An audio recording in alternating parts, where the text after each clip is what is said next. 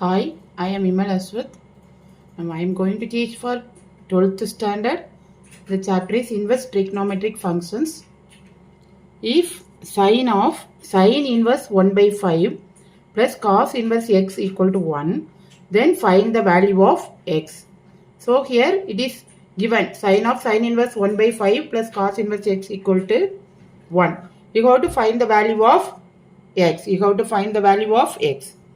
So sine inverse 1 by 5 plus cos inverse x equal to 1. So now I bring the sine to this side. So sine inverse 1 by 5 plus cos inverse x equal to sine inverse 1. Sine inverse 1. So using the trigonometric values, when it is 1, sine is 1, that is sine inverse sine pi by 2. Sine inverse sine pi by 2. So now sine inverse sine, that is equal to pi by 2.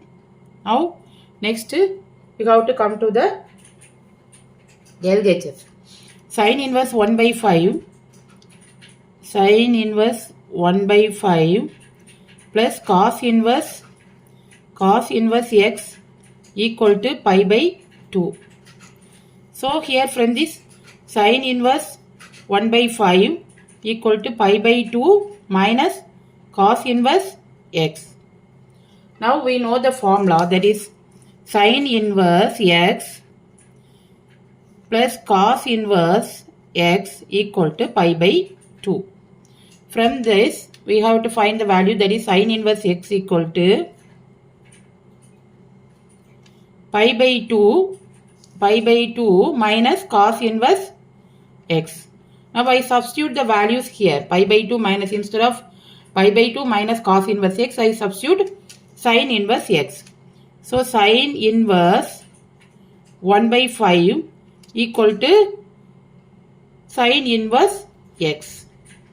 So using this, we have to find the values, that is x equal to 1 by 5. X equal to 1 by 5.